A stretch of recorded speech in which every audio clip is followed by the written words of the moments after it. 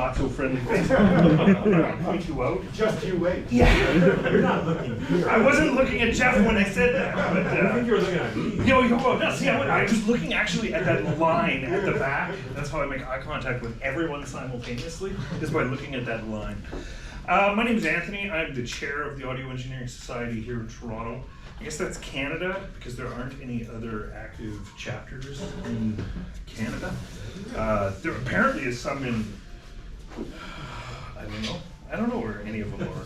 But Montreal has a student. Montreal, are they active? Well, I did a presentation for 4 people. So, active or on life support, depends on. Show password. Sorry, yeah. I'm going to change my password, don't worry. That's not a big deal. Let me just see. Okay, so how many people, is this their first AES meeting?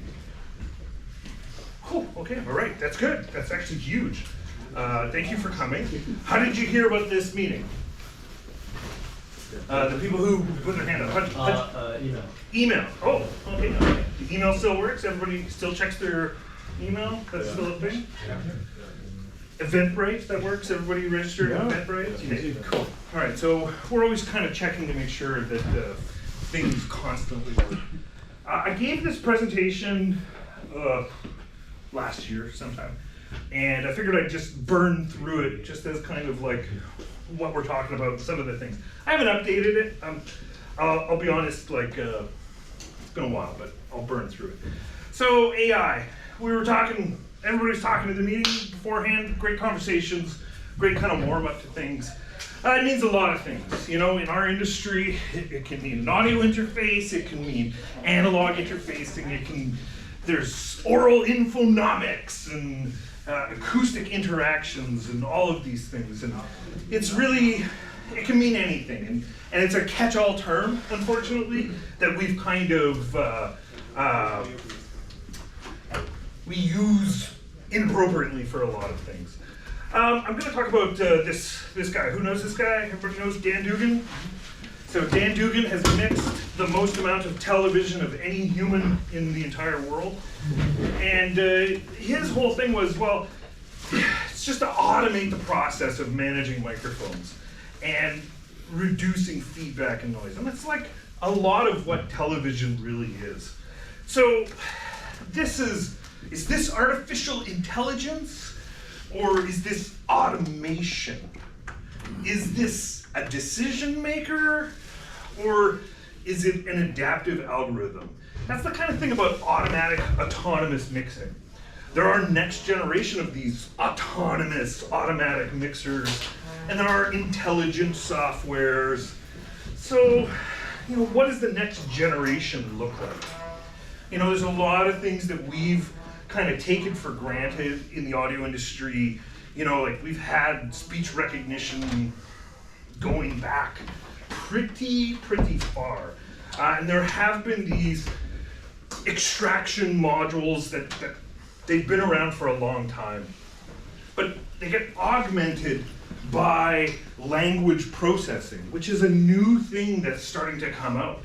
It's that real-time knowing the context of language and the context of what people are actually saying. So then it goes into speaker recognition. Like, who is that actual person doing those things?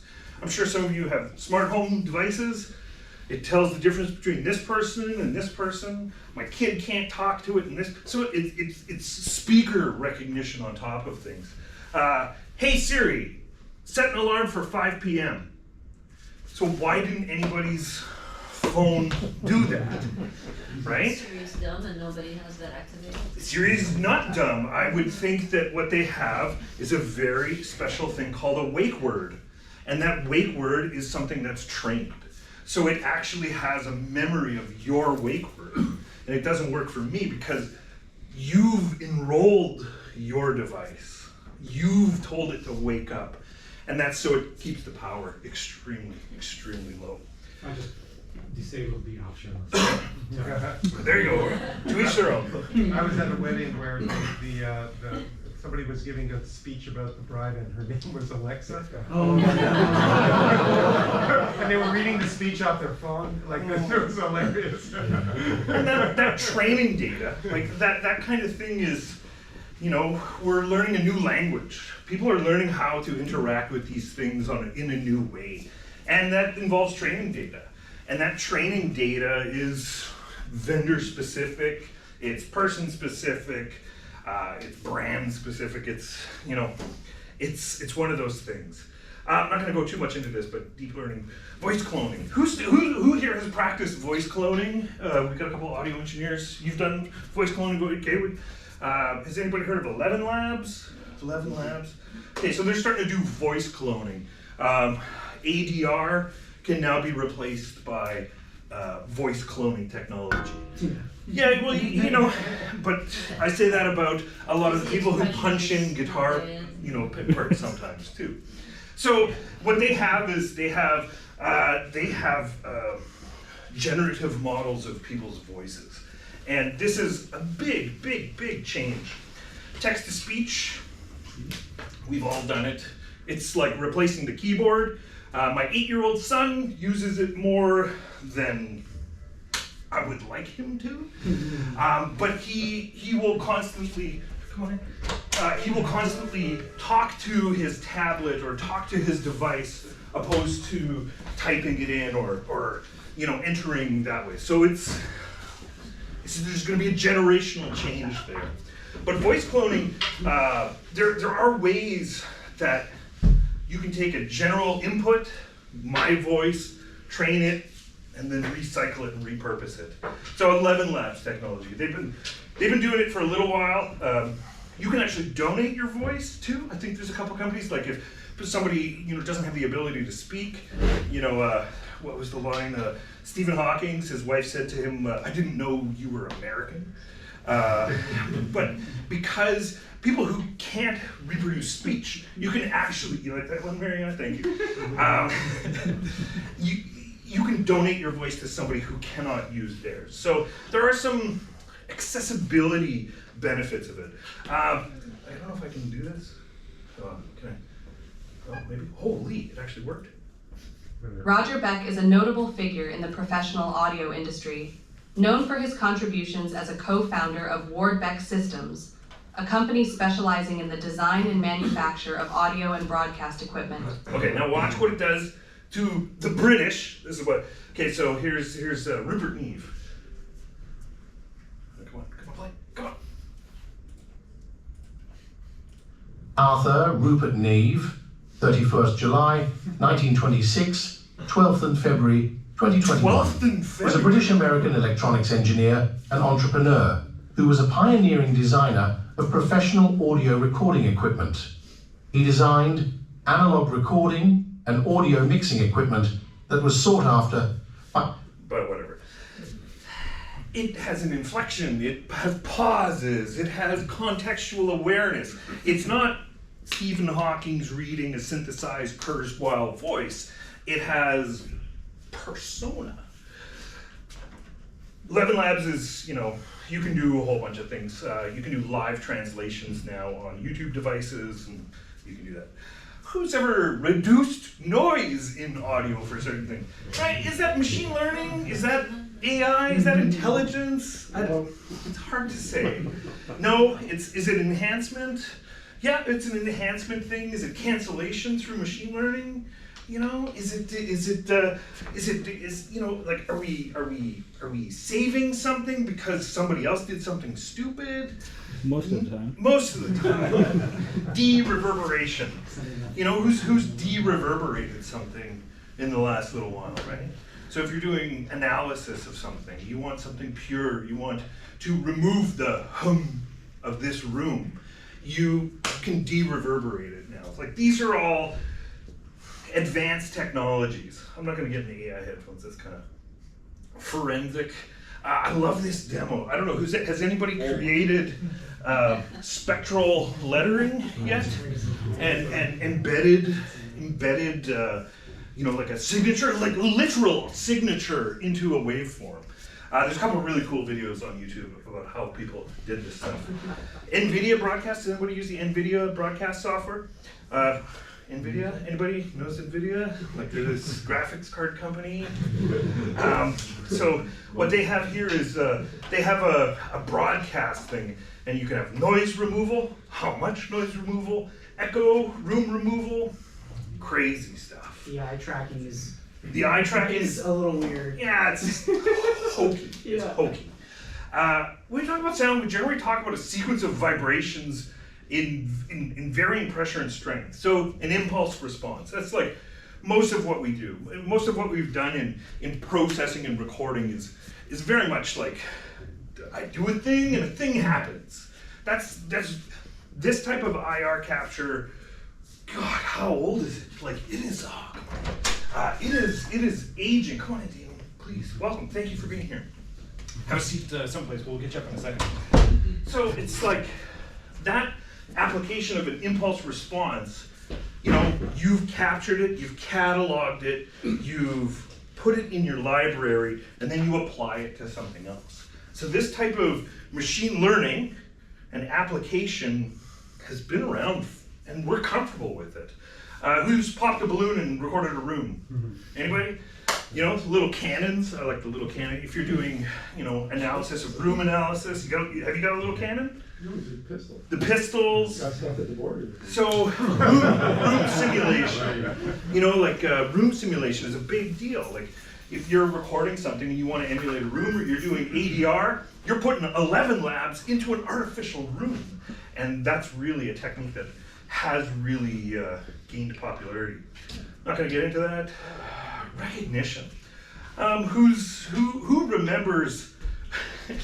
What was it even called? The song recognition thing. What was the Shazam! What a great name. You know, how old is that? That's like one of the first. Next to like the beer that you drank with the iPhone, that was like one of the earliest iPhone apps. Do you remember that one? I'm talking?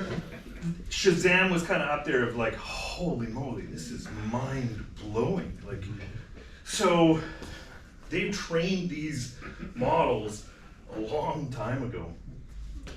Spectrograms are really something that we as an audio engineering society have contributed to a lot of these places, a lot of this research. And it comes down to pattern detection. And as we know, doing this kind of analysis requires a tremendous amount of compute, sometimes not a lot of compute, but it's growing. Come on. Who's heard of Wave Cosmos? Anybody got this plugin? Oh yeah, this is the one, the speech to sound effect or speech to audio. Yeah, and what it does is it clusters samples together. And I don't mean phrases of samples, I mean samples. Like, if you want a kick drum, you go to the kick drum cloud. If you want a snare, you go to the snare cloud, etc., etc. And it's grouping like things based on their spectral response. So it clusters of things. Is that AI? Or is that machine learning? Or is that applied intelligence and knowledge? Not 100% sure. But it comes down to this song recognition thing. And that is really this supervised learning. So there's supervised learning and unsupervised learning. Supervised learning is, I'm gonna scan the cover of this album. It has this person, this person, this person. It is part of a catalog from a record company, and it's this genre. It already has like this seed of supervision. It already has a category to go into. And supervised learning, it's like labeled data. That's very important. Unsupervised learning is just, here's a song, tell me what it is. So when you talk about, you know, learning a piece of music, like sometimes you can have it supervised and sometimes it can be unsupervised. And those are two really powerful tools to recognize a song. How do they do it? Spectral analysis. Spectral analysis over time. So chord recognition. Well, bing, bang, boom, that's a chord.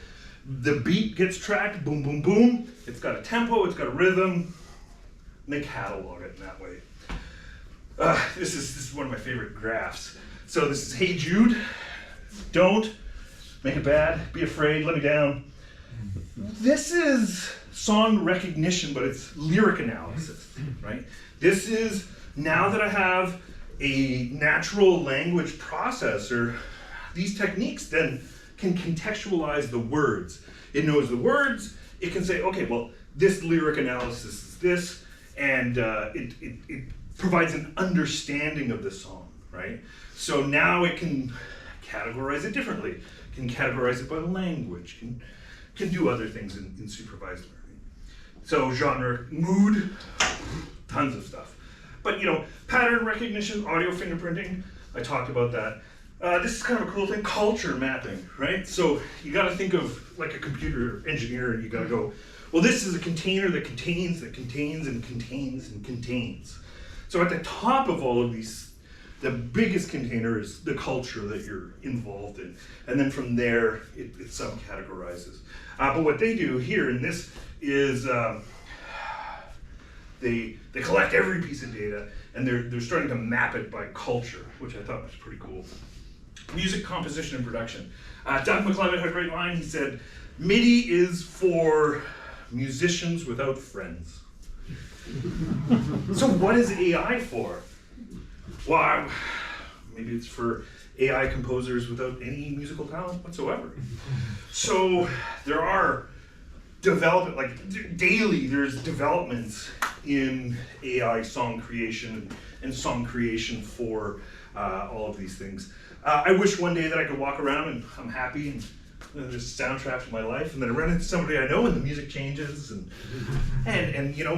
that type of adaptive soundtrack is not far away in the film and television type of world. What do you do if it becomes foreboding before you turn the corner? Man, what if the music predicted my death? Because you always know, like, there's gonna be, that's my dream, is to walk around. I think there was a Family Guy episode, now that I think of that. So, Suno, who knows Suno? Who's played with Suno? We got a couple experimenters with Suno, okay. So, should be noted that it was announced today that Warner bought it. Yeah, I was gonna get to that. Thank you. Partnership. Well, They've already had partnerships. Yeah. Were they adversaries that became partners? We'll talk about that. Yeah. We'll talk about either way. that. So Suno is a song creation. Let's see. Has anybody tried it? Okay. Okay. All right. I did this at my last. Estimated your estimated wait. I'm in line. It goes to show how popular this tool has become, where it's become almost like a party trick.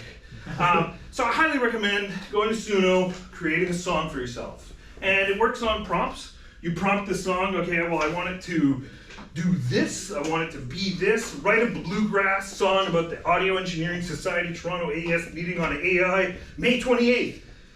And it'll do it. Let's see, do I have a demo? Soft rock song about the motion pictures SMPTE engineering. Do I have it? Is it still online? No, it's not on there anymore. I got it's off. It's okay. But funny stuff. Yeah, it was about a stupid barbecue.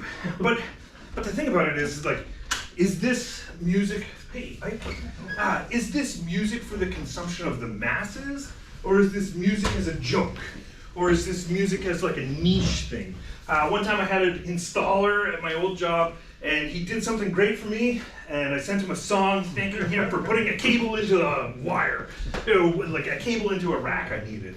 So, is it for me, or is it for you and me, or is it for everyone? And that's something we'll hopefully talk about. How do they do that? So again, it's a combination of this text-to-speech technology, the algorithms to, synthesize voice, pitches, rhythms that match input text, synthesis. I'm gonna play. Okay, so my favorite YouTube channel right now is fake music. Has anybody ever heard of fake music? What was my? Okay, so let's see. Strawberry Fields. You sent it this one, didn't you? Just to taunt me, too. I think I may have. Hold on. I'm just going to do. I can't remember if it was fake music or. Oh, maybe because I'm into music school. Okay, so fake music is a. Maybe they got it right. Okay, so fake music. I love fake music, and there are thousands of these channels starting to pop up. Okay, so I'm a big fan of commercials. I'm Okay, so let me do Whole Lot of Love. This is a great song, by the way. And it comes, what we're talking about today too is, you know, we'll talk about this.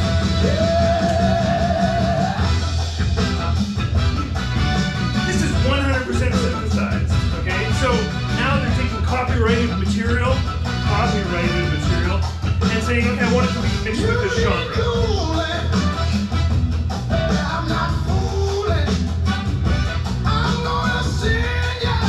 That sounds good.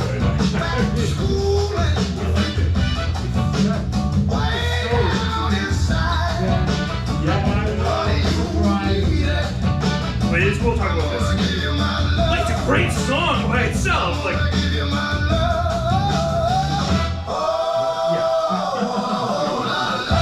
okay, I'm a big huge fan of. This is Rage Against the Machine, done in Soul.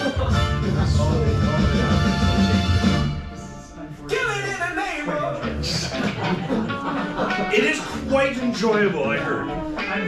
Unfortunately, it's, but how can something be enjoyable if it's unfortunately enjoyable? I listen to this one all the time. Okay, doesn't go. I must say, my daughter is a dancer, like she's teen, and she participates in lots of dancing competition. It's all the songs are covers. This sounds much better than the covers. Okay, whatever you need. Okay. Well, are they covers? That's a great philosophical question. I love the line, every orchestra is a cover band. Yeah. Oh, right, isn't it? Like, you never have the composer or arranger there. So, like, is an orchestra a cover band? Anthony, what are the legal ramifications of this? We're going to talk about that. The answer is nobody knows. Yeah. Okay, so that's the short answer. How do they do that? Okay, well, you have text to speech, you have voice synthesis. Come on in, please. Yeah. We have natural language processors. You have training data. So it's trained on killing in the name of, and it's trained on something else. It's just trained all over the place. Hey, don't worry. So, kind of cool, kind of terrifyingly magical. So it's kind of fun like that. I'm just gonna skip this. Suno. This is old, but you know, like, they were bought, they were traded, maybe they were worth nothing. Maybe they were worth hundreds of millions of dollars. Maybe the lawsuit scared them into giving themselves away. We don't know. So it's kind of interesting. But again, ethical practices. You know, somebody said LLMs, ChatGTP, it's just a plagiarism machine, right? So when you think about it, it's like it's inspired by something else. What's the line? Stealing from one person is plagiarism, but stealing from many people is called research. So ethical considerations. You know, Scarlett Johansson's voice was stolen, and that became the voice of ChatGTP. I disagree. I think it was Rashida Jones's voice that was stolen. But there are these AI clones, the AI girlfriends, the. She literally played one. There you go. Yes, which is great. So how do we combat this? Who knows about the Coalition for Content Provenance and Authenticity? This is a group of broadcasters, major publishers. They're embedding watermarks. They're making sure that the content from the camera is the same content all the way through the production chain. So they're certifying that this is really the thing. Yeah, giant plagiarism machine. Stolen intelligence. Again, like this is really where it comes from. So who owns copyright? Right, we're getting to that. Like, we don't know. Does the user own it? Does the person that prompted it? Did the machine that generated it? What if I did it on my work computer? Does my company own that copyright because I prompted it on my phone. I don't know. So intellectual property, we're not 100% sure, but we'll talk about that. The human AI collaboration, right? Is that what's of value? I'm not 100% sure. Breaking copyright, these two fellas, Damien and Noah, which is highly strange because we have a Damien and a Noah on our panel. Hello, good day. Excuse me, I'm just gonna walk. No worries, no worries, no worries. So these guys, in strange coincidence, in 2020, these two musicians came up this way to generate every possible melody you could. So what they did was they developed an algorithm to generate every possible melody. And they had like a fixed number of melodies, like it wasn't 65 bars and that's a melody. They took these little snippets, these phrases, and they automatically generated every single permutation you could. Then they threw it in the public domain. So, is copyright broken? Like is copyright a thing? If you can publish infinity, how can you claim any of it? That's kind of what they're thinking. Okay, so I'll end this and before we get to the panel. Who's read Trekonomics? Trekonomics, yeah. A bunch of nerds over here, my kind of people. I think I gave it to you. You did. So, how does Star Trek work? Like, we all have replicators. You can get anything you want at the push of a button. Like, what do you do? Then, and really what it comes down to, it's still a creative endeavor, On Star Trek, they don't talk about money, they don't talk about this, they talk about their contributions, right? So I come up here and I talk to you folks and I go, okay, like this is a contribution I'm making to the society. That's where the value is. People generate ideas, people share, they teach, and that's personal growth and self-improvement. So it's cultural enrichment. That's really kind of, who cares if Riker's good at the trombone? It's him doing a performance and enriching the life of other people. So now it kind of goes, okay, well, the ethical side of things. Like, we have to have a deeper understanding of justice. We were talking about, okay, well, I'm entitled to this royalty. It's like, well, yeah, but like, maybe you are, maybe you're not. So who has the right of artificial intelligence? And like, what are the moral implications of this technology? I had a colleague who just recently graduated from U of T engineering, and he is what I call the last purebred engineer, because after him, everybody had AI. So AI may be looked upon like there was a tipping point, and I'm not old enough for this, but when people had calculators, right? Doing slide rule to calculators. Now, this might be an equivalent tipping point of people being able to have that kind of computational access at their fingertips. So that's my little intro to AI. We've got a couple really good panelists here. While we get set up, I'm going to play Killing in the Name of Goodbye, fake music. So if you're into fake music, once you add it to your playlist, it'll just inundate everything. Come on up, fellas. Let's.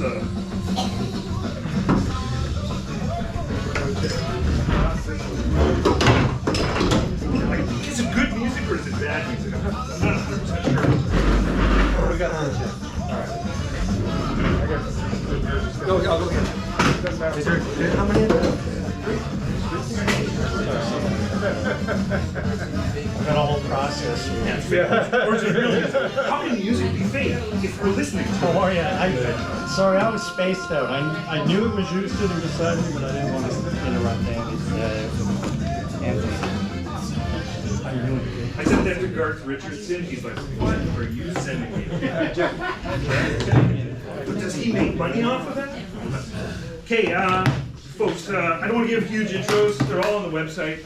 I kind of expect this to be, like, it's going to turn into debate, a round table, like we have some very strong minds. We've got Damien Kearns in the middle. Damien is a producer, mixer. What else do you do, Damien? Well, Give me your.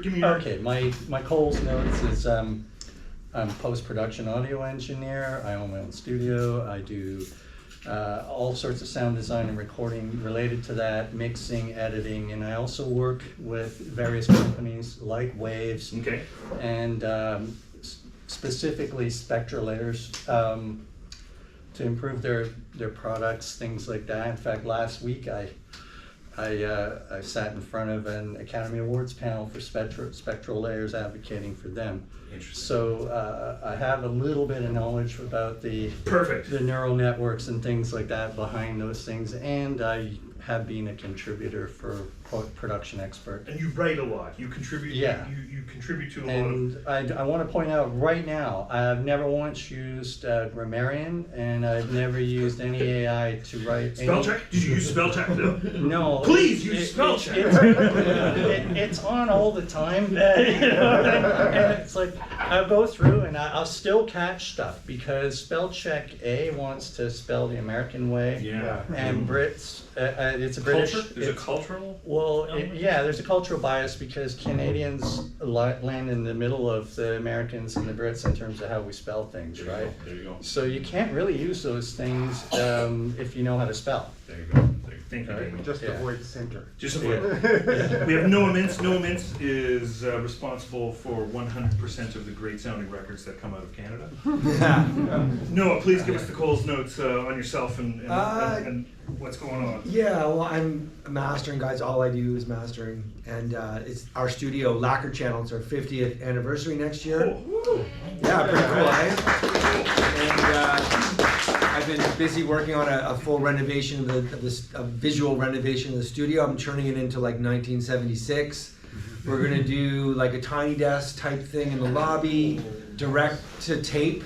I even got all analog. I even got an analog reverb, which is pretty weird because I've never actually heard it's a big giant AKG BX20, and it literally has like one sound. You can't adjust the sound. It's just awesome though. It's really dark. Like if you want to like do like Bauhaus, it's perfect. But it's really cool. So 100% analog, right to tape. We managed to acquire Andy Krem from Silver Birch. He unfortunately died a few weeks ago, and we acquired his ATR machine with area electronics. We had an ATR machine, but did not have this really cool area electronics. So we have that option of going vintage electronics or these Dave Hill electronics, and it's gonna be all analog thing anyway. We're not a recording studio, obviously, but this is the project. It's gonna be live mastering, all that kind of stuff. And I did a lecture a year ago. Yeah, it was a year ago. We're revisiting this topic. Yeah, about AI, and I think I'm uniquely placed in the audio engineering world where mastering is most under threat for AI, because back a year ago there's approximately 26 websites that offered AI mastering. Now there's about 50 of them with various degrees, and I'm quite well informed of what kind of shitty service they all offer. But, and it is redefining what we think of mastering. So. Thank you. And we have Jeff Wolbert. Jeff, you're a teacher here? I am. Yeah. Tell us about yourself and what's going on. Well, here at the University of Toronto, I'm part of the Music Technology and Digital Media program, which is a graduate program, master's program. It's essentially a practical program in production for musicians to be able to make product that other people can consume. So based on the idea that everybody's going to do most things themselves, and in my other job as a recording engineer, I have a studio called Desert Fish Studios. I'm essentially putting myself out of business, but with intention, to be honest. And I have been at this for some time, as everybody else has. I certainly came through the change from analog to digital technology, from super crappy to super good, and so have been through a lot of these tools. Mm-hmm. And I still produce records. I still mix a lot of records, and I've done a lot of music for film, several hundred movies. So in that field, we see technology change very rapidly and very quickly as the budgets change and the pursuit of new sounds and new compositional techniques and stuff like that really does embrace a lot of this technology to some extent. So it's an interesting place to be. Yeah. So, okay, well, first off, what is AI? 1, 2, 3. Jeff, what's AI? Haven't got a clue. I'm surprised that I'm here here on this panel. But to answer the question, I tried a little experiment. Yeah, go. Which is, I spent a day seeing. I had a demo that somebody sent me of a tune, and I thought the only tools I'm going to use are tools that say they're AI of one kind or another to see what I could do and stuff like that. And so there are. I realize there are some AI processes where you feed the whole thing in, it gives you the whole thing back. In other words, it's just a one-shot deal. I didn't find that satisfactory. I tried using stuff online where I fed in the demo and asked for separate parts back, and I will say it summarily got them wrong every time, which is it could not, depending on the quality of the demo, it has to be very particular. Couldn't track the chord changes, things like that, meter, rhythm, and things were out, and so that was useless to me at any one time. And then I tried using tools that would give me separate parts, so things like, would give us, again, I'm just want to give it audio tracks at this point in time, kind of there's something, and gave it an audio track and said, give me a drum track. That it did very well. I said, I'll give you, not without having to do a bit of editing after the fact, but in general, really very well. And then I said, here's an audio track, give me a keyboard part. That worked very well. I said, here's an audio track, give me a bass part. That worked very well. And then I said, here's an audio track, give me a guitar part. That sucked. Okay, so the one way to look at this is that, and there was some discussion before the thing, is that, is AI just the drum machine all over again? In other words, is it the situation where when drum machines first came out, and I was there, the unions and the ARP Selena, for those who remember the first string machine, and that the unions outlawed them, right? That you couldn't use them on a union session because they were going to put musicians out of work. Turns out they were right. Yeah. Absolutely right, that's true. But so part of me just wonders and it's not, I understand it now, just a jumping off point for the conversation, is that all we're looking at? Is all we're looking at? Is it another drum machine? Is it another drum machine and something like that? Now, I realize that's an argument, and I'm not actually saying that's what I think, but in one sense, that's one way to look at it, right? I love it. Okay, so I'll stop. Very good, thank you. Demon, you use AI, well, what does AI mean to you? What does it mean? Well, I mean, it's really any time you ask a computer or a device a question and it gives you an answer, right? That's the heart of it. It's usually trained in my line of work with some specificity, complex neural networks, like you said. What is a voice? Yeah. Give it 1,000, give it 10,000 voices, and the answer to your question gets better with the more information the neural network has. I heard almost the same thing between you and Jeff. You ask a question, you iterate, and you jam with it. So, yeah. I get it. And so, you take that a step further and you say, what is dialogue in my line of work, right? What is a human voice? Well, a lot of the tools that are out there right now are dialogue-centric neural network, complex neural networks. Waves patents their own as waves neural networks, things like that.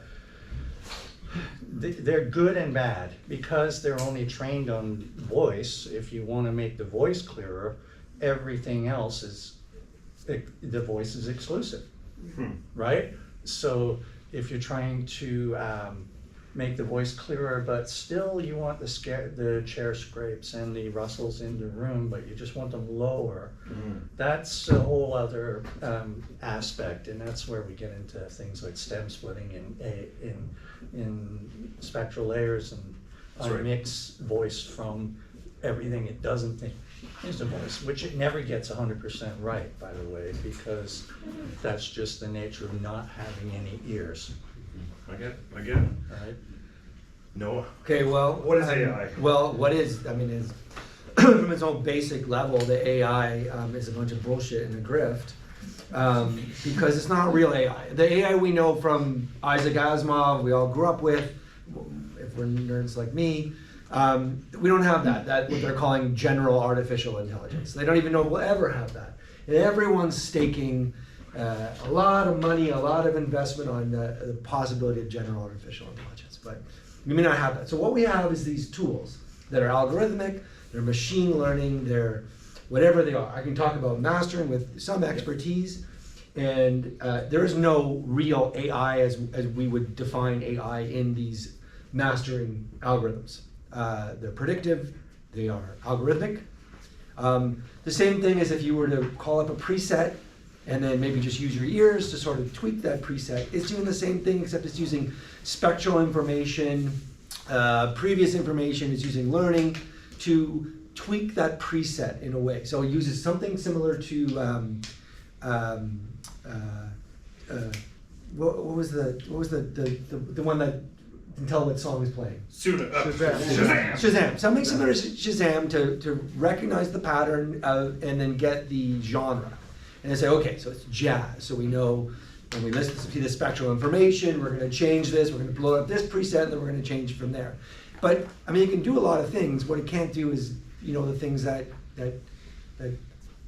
discern the problems. Like, you know, if you insert a 1K tone for 30 seconds in a song, in the middle of a song, it'll just master it.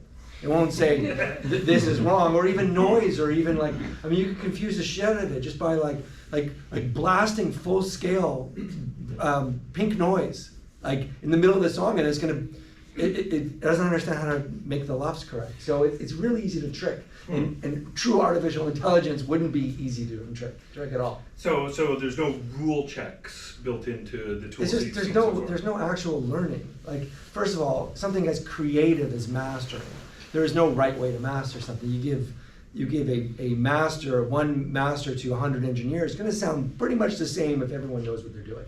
Just some variation, some better, some worse, whatever.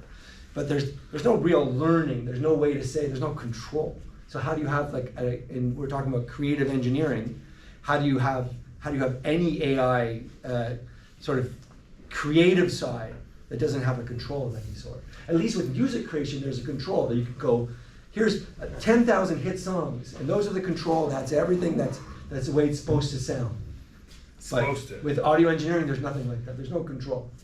I was thinking of pre-listen on a lathe tape recorder, right? That's pre-listen head, so you can pre-listen. Is that like an early form of predictive mastering? In a way, because what that preview track is going to an analog computer, an 8-bit computer, analog computer, and it's more akin to like a look-ahead limiter. Okay. It's seeing what's coming up and adjusting the depth and pitch for what's about to come up, so you don't have to, manually do everything. So what I'm hearing is there was machine learning and artificial intelligence in the record. Well, it's an algorithm. It's just a simple algorithm. I like that. That's very good. Very good. Jeff, you talked about like collaboration, right? You made an artificial drummer who met an artificial bass player who met an artificial guitar player who wasn't very good. Like, is this a new collaborative partner for people? Well, yeah, it is, and that sort of goes back to this. I mean, there's a long history of machine-generated composition and stuff like this. Not the first time this is tried, and people have tried algorithmic composition and stuff. Mostly it's been in the realm of new music and research, that sort of stuff, like just kind of trying to see if there was something there. Mostly just out of interest, like they weren't expressing anything. It wasn't an emotional endeavor. Do you know what I mean? It was just an intellectual endeavor. Yeah. So that speaks to the whole thing of what is AI good for. So in other words, we were talking previously. I said, well, at its heart, one of the issues with AI is simply that it's the world's biggest averaging machine, right? That given the parameters you input to the thing, it will give you the answer in the middle of those parameters. Really, that's what it's designed to do, and stuff like that, which is good and bad, because then it's all about the prompt, right? Which is what it's all about, the input information and what you're asking it to do. And that's an interesting way to look at it. It kind of sucks from an artistic point of view, because nobody wants to shoot for the middle, right? That's generally speaking, it seems counterintuitive to do something like that. So it's interesting that we, if you collaborate with it, it can't go unsupervised at the moment. But I think that's just a problem with current technology to some extent. Like could not be unsupervised. To your point, it's also very trusting. It's not really built for you to fool it, to some extent. And trying that is kind of like, it's like that old Star Trek thing where the computer trusts that everything you say is true, and are you always speaking the truth, or are you always lying, and then the computer blows up and the data But then you set- can't use the word intelligence because it's Well, intelligence and trust, it's naive. That may be a way to look at that, and so not built for that sort of situation. But I think if you understand the naivety, then you don't sort of see it so much as a fault and stuff like that. It's just another way to input information and that sort of that. Understand? Yes, it's completely naive to a large extent. That's part of the issue. So if that lack of experience, which is weird when you consider the whole thing is based on 8 bazillion samples of things and stuff like that, how can it be inexperienced? But there is an aspect of that which we can call intelligence, if you will. Go for it. We'll go to the Back to the mastering example for a second. So yeah, it can listen to 10,000 pop songs and it can know what 10,000 pop songs on average sound like, but it can't learn how to do that because the raw unmastered tracks that were mastered by Bob Ludwig and whoever aren't available. There's no access to that, so it can't learn that. But that's why I say it's a grift. It's like a grift. Yeah. It's like ChatGPT aside, because ChatGPT is a wonderful, amazing tool, you know. And of course, they're like a gazillion-dollar company, and but it's not just a grift. It's a wonderful tool. There's not an AI mastering or mixing, which, funny enough, the first AI mastering software, technically Lander, was a AI mixing platform, and they bought that from Queen's University, the technology, and turned into a mastering platform. I mean, it just didn't ever work as a mixing platform, and it's like, but by the way, I know because I was one of the people that they sampled, and, okay. and it's a Pedro. What's his name? Their main guy. He was the researcher. Yeah. And I got a bottle of sherry from him. Sherry. Yeah. Well, it came from Portugal, right? Yeah. Because he would send us tracks, and we could use limited tools and send him back the mix data. What is it, Damon? Your spectral layers. This is where you and I connected on this thing. Yeah. What is spectral layers, and how does it play into this the conversation about deconstructing, reversing processes? Like what does it do? Talk a little bit about that. Well, I mean, it's a spectral editor, just like, Isotope RX, based on Cedar's technology, which they've had licensed for 30 years, at its basic UI. So you open it up and you've got the ability to spectrographically edit sound as opposed to waveforms, right? But where it's different is almost every module's machine learned, and the tools, what it calls the tools, like the eraser, the amplifier brush, all those things, they're sort of more akin to Photoshop tools. So you can deal with feathering and hardness and pressure and all that with those tools in the way that you can't in RX. But the defining feature, the thing that makes spectral layers worthy of a consideration for, say, an Oscar, is it's the first, commercially available piece of software that has multiple neural networks, each one trained to split sound in a different way. So if I want to split dialogue from noise, I can do that. If I want to split a song track into various instruments and stuff, there are some of those that will do that. I can split voice from voice. I can split music from voice, that kind of thing. All these I can unmix a crowd from a recording so that the band is clean and the crowd is gone, kind of thing. And that's been invaluable in mastering, to be honest, because Yeah. more often than not, someone's like, "Can you bring up the snare?" Which is, it's such broadband information, very difficult in mastering. Bring up the snare. Now we can just use ozone stem, or I can use spectra layers and isolate the drum track and just EQ just the snare drum. Yeah, and it's really, I mean, it's been the last couple of years I've been working with Robin, he's the principal designer on this, and it's under the Steinberg umbrella, but it's really Robin's software. We've been just trying to kind of figure out how to shift this basic music tool that it has been for 10 iterations prior into more of a post tool as well, without losing the music stuff. And so they gave us a stem splitter for dialogue, sound effects, and music this year that we're going to keep trying to develop and make better. But I did use it the other day, say, like Ron McLean came to my house and he gave me a stereo mix on a QuickTime.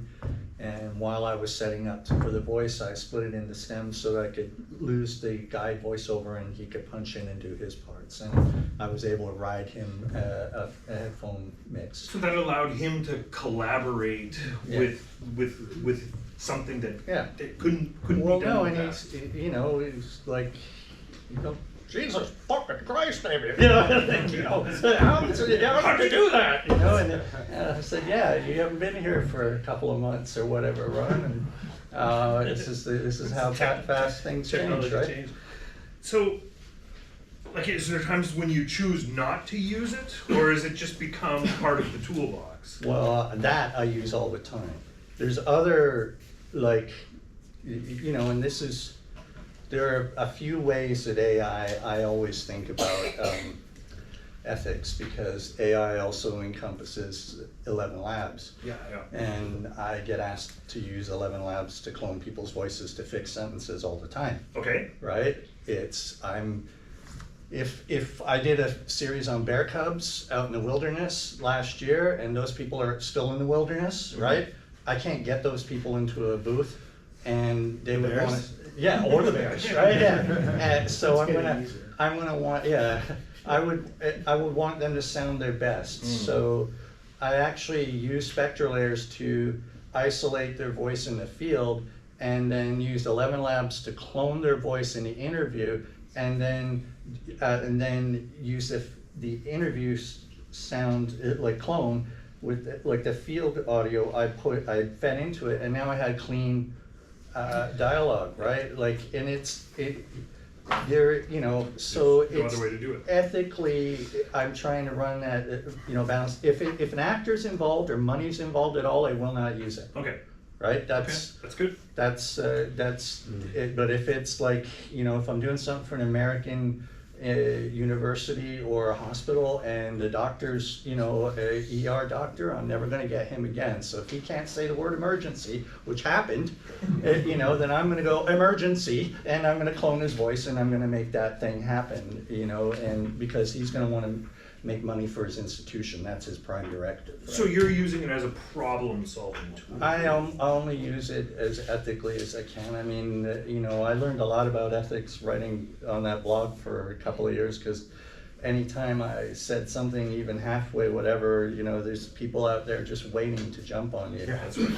And one of the people, we'll get into it, but one of the people was the head of Respeecher.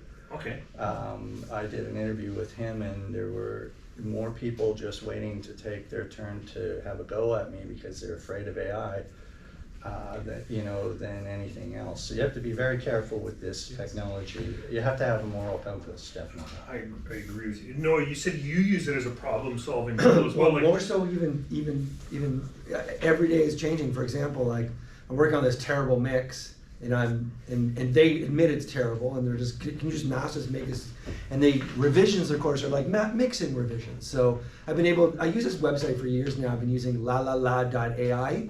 It's really good, and they keep improving it. And then today they were like, can you bring the background vocals up? And I've always said, like, it's just something impossible in mastering to bring the background vocals up.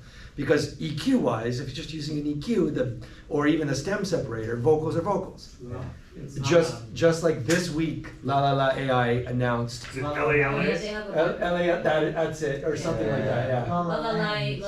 It's La. If you Google AI. Do I have to use AI to find it? Yeah. Anyway, they just released a main vocal and background vocal separator. Like I saw it for the first time today, but it's just been within the past couple of days. So, but we've had karaoke making voice removers for generations. I remember working at a music store, and somebody came in and said it only removed English. Yeah. True story, you can't make that up. SoundJam MP. Did you ever use SoundJam MP? Nope, nope. On Talk a Mac, about this. on a Mac, they had there was a karaoke mode that dropped the center and it basically allowed you to sing along with any song, and that was in the 1990s, 98, 99. Yeah, that was. Let's So not I've been forget using the this quite Thompson often. vocal eliminator. Yeah. Yeah. Thompson, I use this quite often to fix things that like they just can't go back to the mix, and that's a brand new thing for mastering. It's not. Say you that know, again. Say that again. I had some feedback on my I've been shoe. using this site quite often in the past couple of years Okay. to fix things in the mix that they can't go back to the mixer Okay, for. okay. Now, All right, so But- is that, there's an interesting ethical issue. absolutely. In fact, so much so that you won't find a mastering engineer talking public. I don't consider this public, right? Or a safe But space you're here, being right? recorded and it's going Nobody on. talks about this online. They're using This this, is but an it's AA meeting, an AI meeting. now. Yeah. However, the latest version of Ozone, you could have done it in the past couple Ozones as well, but the latest version of Ozone is featuring a STEM EQ. It's a new module, and it basically is vocals, bass, and drums, and then other, and you can just Yeah, I have. highlight the vocals I and just used it for EQ the this demo, vocals. in fact. Yeah, To- and then RX rebalance as well Yeah. has been a big one. So No, it sounds like it's still like a hands-on process as well. Like it's just a tool. It's just an AI tool or whatever kind of tool you want to call it. It's no different than all the things that have existed for 30 years in the digital world. is what you're doing there. Is it changing the creative expression of the person mixing it, or is it? Yeah, of course. And it's dangerous too, because like you get mastering engineers who won't talk to the mixing engineer and say, hey, can you fix this? Or can you make this change? The band's requesting the change. In these cases, I always make sure the mixing engineer is not involved anymore. Like they've either washed their hands of it or they're just not available. So they have no choice, or the band has no money. But of course, there's a huge ethical side of that. Whereas, like, I can't go in as a mastering engineer and change someone's mix. I don't mean that as a challenge. It's really- Yeah. I mean, so far maybe this is where the Anthony's getting it. So far, we've all talked about these tools. So you get something, it's essentially an advanced drum machine. So you have something that helps you clean up a track or something that lets you recreate dialogue you could not recreate in any other way. And all of these are tools at the partial level, right? Here we are trying to put together the final product. The ethical issue comes into what happens when the final product is made by AI, doesn't it? To some extent, that's a whole different ethical issue. Right? Or Isn't it? in the mastering example where, I know I said this in my lecture, but it was, there's so many sites now and so many people are using it that the problem is not the fact that people are using it, because a lot of people are using it couldn't do mastering anyway. Or wouldn't pay for mastering. The problem is it's re-educating people to think that output is the sound of what mastering is. And so often people come to me and they're like, I like what you did, but I kind of like what the AI did better. And I listen to it and it's just every, like 30 years of experience are saying, this sounds terrible, and you like this better. Because they kept her, yeah, they kept. Probably louder, right? Yeah, That's, Every time. we get that in TV all the time. I worked on a film once and we did the Lush thing, we got bears in, again, another bear thing. We recorded them, we did all this, and the producer came in, stripped it all back, because she got used to her 3/4 inch guide track coming out of the edits. And, Demoitis you know, happens all the Yes. time. Demoitis. Yeah, we get that all the It's a great time. word.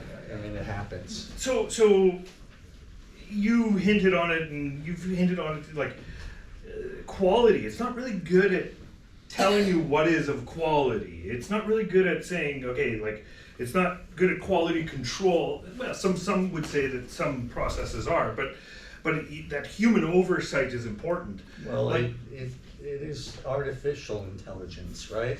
The whole point is it's our questions that lead to their answers based on what they've been given, but these things do not walk down the street, they don't see anything, they don't smell anything, and they don't hear anything, right?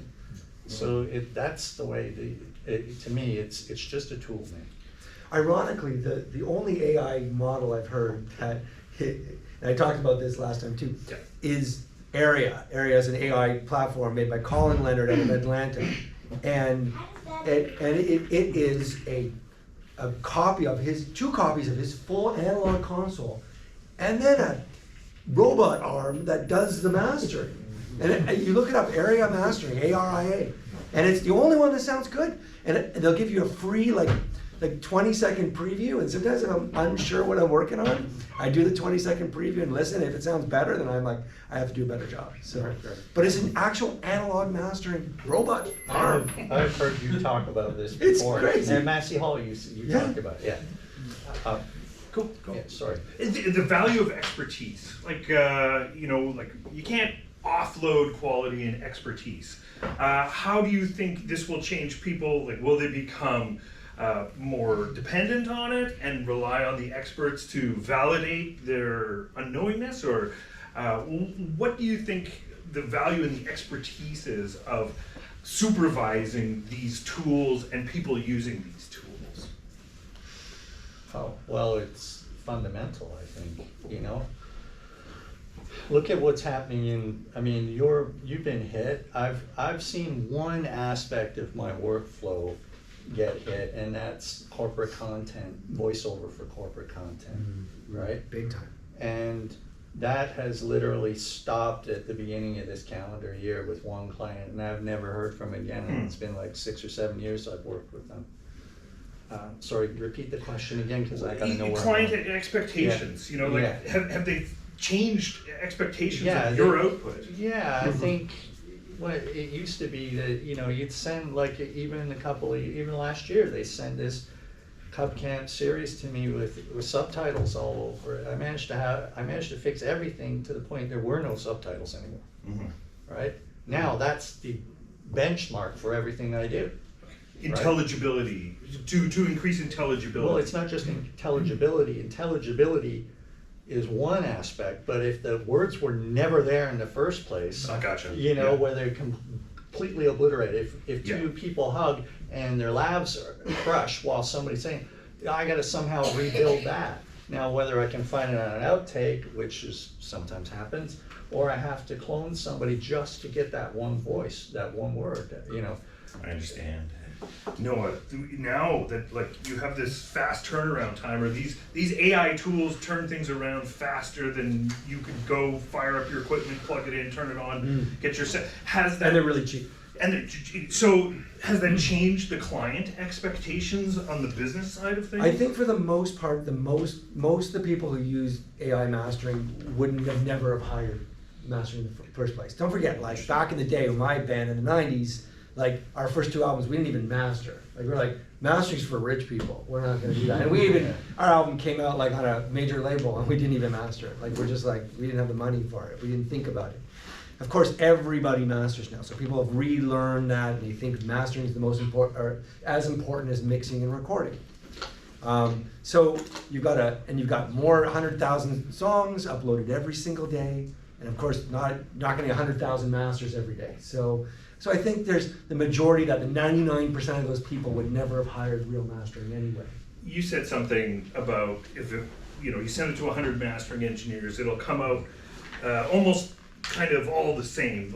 Is there a danger that these tools will just bring homogenization to the sound? Because all these tools sound different too. So it's but they're all the same kind of garbage. It's not, and I don't mean that as a joke, they really do sound bad. If you've got a great mix, just objectively great mix, and you send it to Landry, you send it to any one of those things, it's not gonna do much to it. And it does a pretty good job. It just doesn't, maybe it won't, mastering people, we identify the things that are kind of outstanding on it, and you need some repair that can sound good everywhere from your phone to your big giant speakers. Obviously it doesn't do that, but if you've got a great mix, AI is not gonna kill it. But if you've got a mix that needs a lot of work, AI is not gonna, I've listened to hundreds, and it just doesn't do a good job. It never does a good job. It brings up a lot of points. The first one is that going backwards from that, mastering became the thing because everybody could mix on their own, right? And that kind of stuff like that. And it became this thing hey, could you save my mix with mastering and stuff like that? Arguably not the best way to do it, right? And that's a product of the tools and the technology, not intelligent ones, but the product of the tools and the technology. So it's that old, just because everybody doesn't, can make 100,000 songs, how many more Mozarts are there and all that sort of stuff and all that sort. So it speaks to a whole different issue. On the other hand, if you do this thing with the drum thing that I did, and you upload it, and it gets you a really good drum part, why would you become a drummer? Do you know what I mean? Like that, Is it extracting the part? No, or no, is it no. recreating the part? It's making the part based on the guitar track I gave it. So it's, right. it's synthesizing it. It's Yeah, well, actually, to be honest, the tool just makes a MIDI pattern that is playing real Right. sounds in a very sophisticated drum But sound. don't you So think actually there's- just but I mean, my point is that we talked about this earlier, is that there is a level of discouragement that happens with when an AI product makes something better than you could do until unless you're at the top of the game, right? Like if you're a kid and you're learning to play guitar, and I'm going to paraphrase what you said, and you just listen to, you've got an AI tool that says that I've got a song, you said, make me a guitar part or something like that, and it's a fabulous guitar part because it's based on every guitar player in the world all the time, and then so what chance do you have as a 14-year-old of making that guitar playing sound any better than that, right? So there is an issue here Well, that's then we at can- the basis of the sort of whole music and the creation part of it, which says, does the tool make creation more likely, or does it make it more, just more? Perfect, yeah. I think there's two elements. Go I'm just gonna go ubiquitous, quick. which is not Yeah, the same. no, One is that thing old video game players or the uncanny valley is like that. We have a pretty good intelligence, like humans, to recognize something that's human made and not human made. Even like there's a perfection there that they can't. Like I mean, AI music creation is really great at perfection. It's not really great at imperfections. And if you listen to jazz music, the greatest thing about jazz is I'm getting all these old jazz records, and there's so many mistakes, in recording and in the performance. And that's what makes it so great, and that's why those records are so collectible too.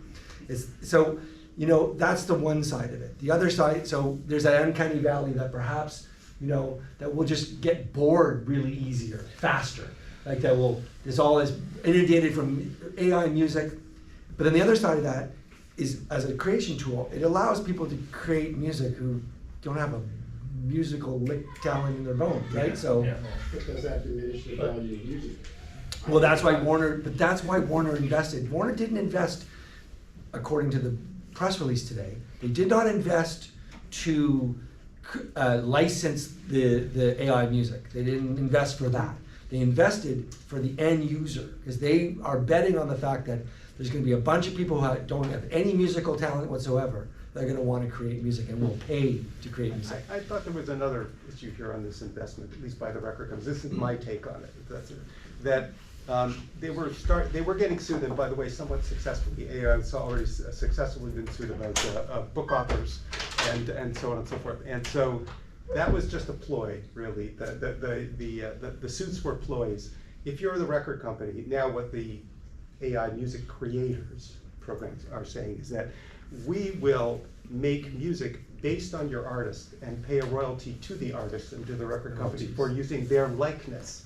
It's a likeness situation. So what we've now done is increase the amount, and that's all they wanted out of it. They wanted a way to make money from nothing, essentially, right? It wasn't any about the creators. I wouldn't believe that for a second. The Warner press release today. I interject here because otherwise I feel like the tennis ball here between you guys. And I'm really the loudest guy in the room if you give me a chance. Good. Speak. I found a place recently, a couple months ago, where an example where AI is actually doing a good thing. And I wanted to bring that into the conversation because these guys have different disciplines. Yeah, it's good. One of my producers that I work with a lot, so I've worked with him for many years, came to me with an AI-generated short horror film. And the whole point of it was, it's not to release the film, it's to showcase.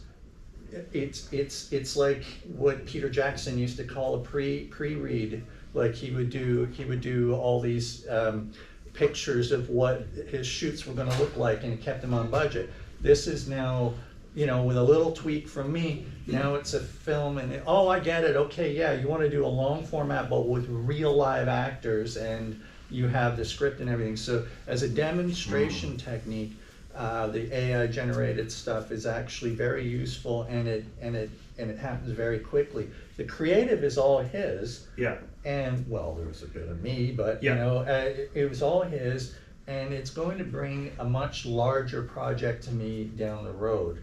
So I don't have a real problem with AI as a demonstration tool. Gotcha. I've seen it in commercials where we're led to believe it's a couple, and AI videos don't look all that great. But one thing did come up, because the subject of the film was a young woman going through this haunted hospital and all this business.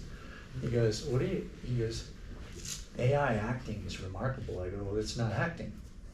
Acting is pretending to be something you're not. This is a manifestation of exactly what this thing is.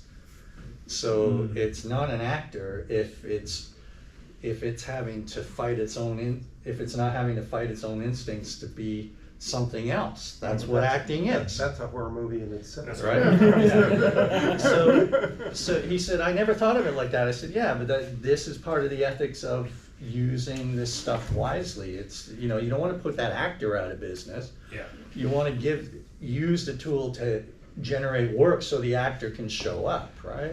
So that's So sorry, was the character in the short The whole demo, thing was AI generated. but not based on an actual He gave his script to the AI. You and mean the the AI look? You mean generated the look The and all aesthetic, the image? He probably The told the AI via the script, you It's know. totally generated. Yeah. It's not like. There was not one thing shot in that. But he's hopeful that he can go out and shoot a full-length And horror movie based It's on almost like a this. storyboard. Yes, Yeah, it's like exactly. exactly. Devilitis. Thanks. Well, Fall in love with the actor. The issue here may or may not be that if you're the producer of that movie, Yeah. and you say, okay, Well, he so- was, yeah. Okay, the producer of the movie, well, let's say you're the bank of that, Yeah. of that movie. At what point do you say, how much is this worth doing versus doing what you just did?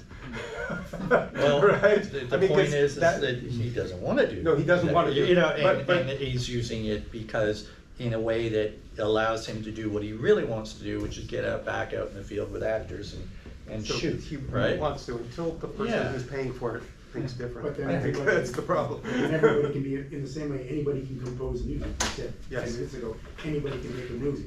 Yeah, I can put a script but in it. that's been the case since the iPhone came out. You know, like Well- you got all of the apps on your phones. You can do yourself a little movie if you want. I got stuff on my phone that my kids shot The latest episode during of the South Park was COVID on when they were that. little kids. You know, like that creativity. I don't have a problem with that, as long as a human. You know, you have to have a balancing act. Yeah, no, to me, it's not so much about the process as much as it is, you know, whether it's before launch or after, he's had the sign off on the word that got put in his mouth. I think when the production's asking me to, and there are times where I've shot them down, Okay. right? Where I've said no, because that was an actor and the actor should get a call back, right? If it's a doctor or a lawyer or a scientist, or somebody who sits on the board of a company and it's for a corporate video, these things are not for necessarily wide consumption anyway. They are targeted specifically at either training in-house staff or being played back for donors, right?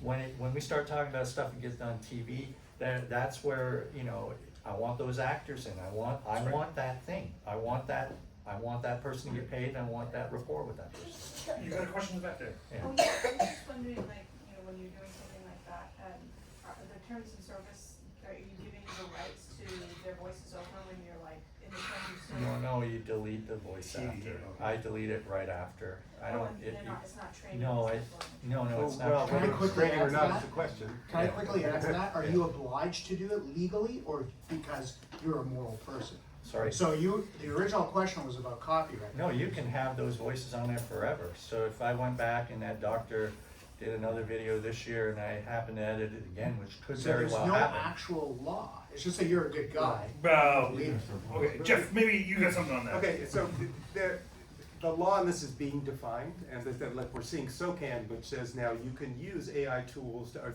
stuff like that to make your music with, and they're just caving against an inevitable flood. What were they gonna do in the first place? I ask you to prevent that, and how would they know? because there's no watermarking here. That's particularly good about that. The other thing is that you can, for some of the services that create stems, and this is just on the music side of things, you can pay them for the copyright. So that it's actually part of it. If you want to upgrade to the higher service, you will own the copyright on the, that's what they say. I haven't delved into the actual, if that works or not. So all of a sudden, it is copyrightable, and it is AI created. So I don't really know where that whole thing, it has to be human and stuff like that, that seems to be going out the window.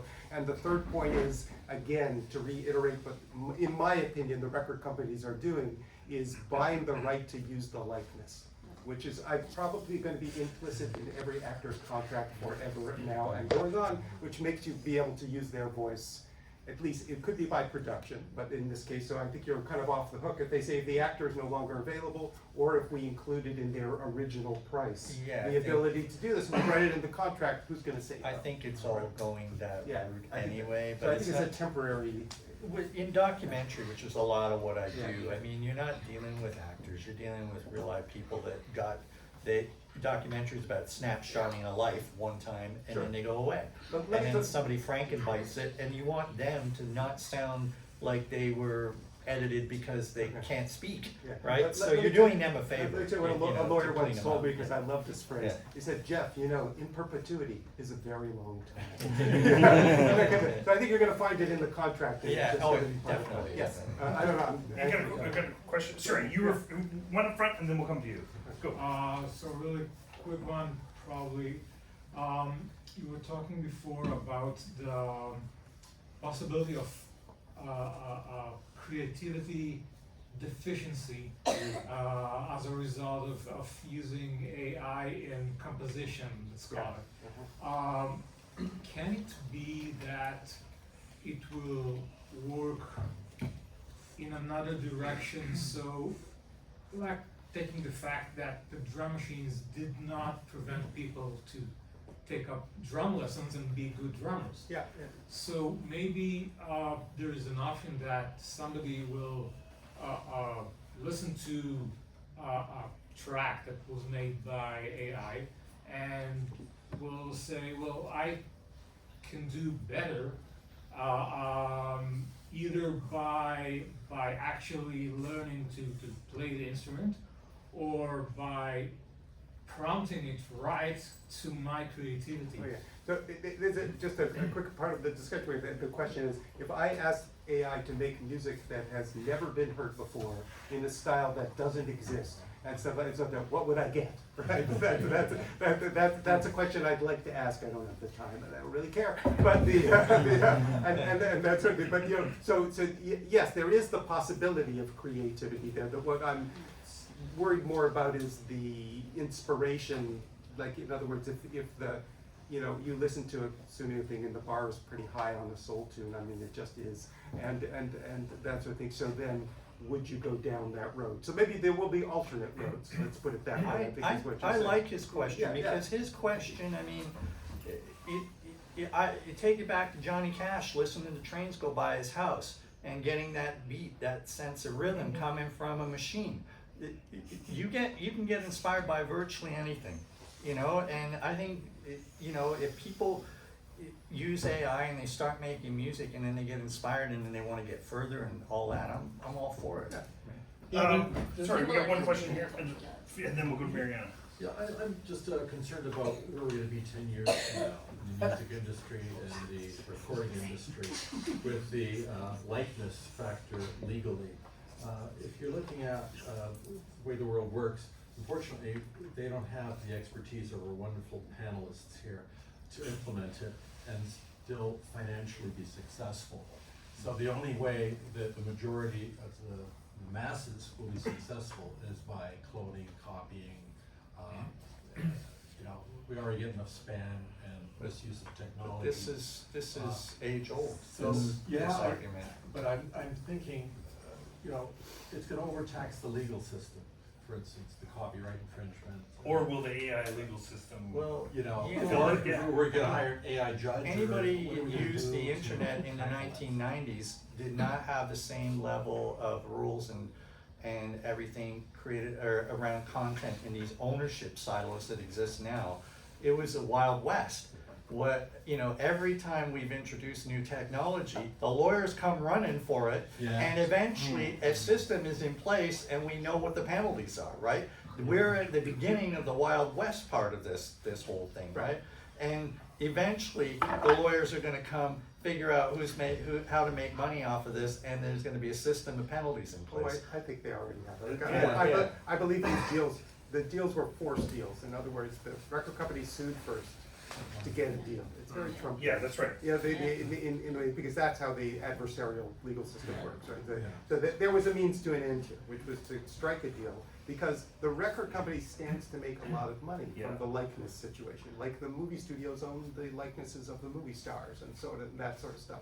So it's a question in the independent world, like what will happen because that was the thing that we all thought would set apart the music industry from the record companies. Why people broke with the record companies and say, now we can do it all ourselves, and we can publish ourselves, and we can distribute ourselves is really what happened. Were record labels a filter for quality? Well, at a certain point? that also came up in today's discussion, which is very true. It's the idea that for all anybody thinks about the record companies, there were people who went out and would source music. And at the beginning, like it gave us the music of the 60s, really. That wasn't an indie scene that made that music, right? It made it popular and so on and so forth. The other question, though, is that will the likeness be used against the original intent? Can you get a right-wing Bob Dylan all of a sudden? Or something like that? Do you know what I mean? Like there are some issues. So yeah, there's a lot of undefined territory here. There's a lot of going to be legal implications. I think one quick point. I think an analog, pun intended, an analog to this is, let's say plugins, analog style plugins. They haven't hurt the hardware industry. There's more. There are more manufacturers of compressors and EQs than there's ever been in history right now, and they seem to be doing okay. Like SPL is putting out new products every time. Pultec is back. Anthony might have some insight into this. They had all the plugins for Pultec. I just want to make analog gear so it can be emulated. That's it. Okay, you want to sell it for an I don't know. Sorry, Marianne, you had a question. I'll go to you. So Timbaland has been doing a lot of this notion that you're saying about collaborating. He's been uploading.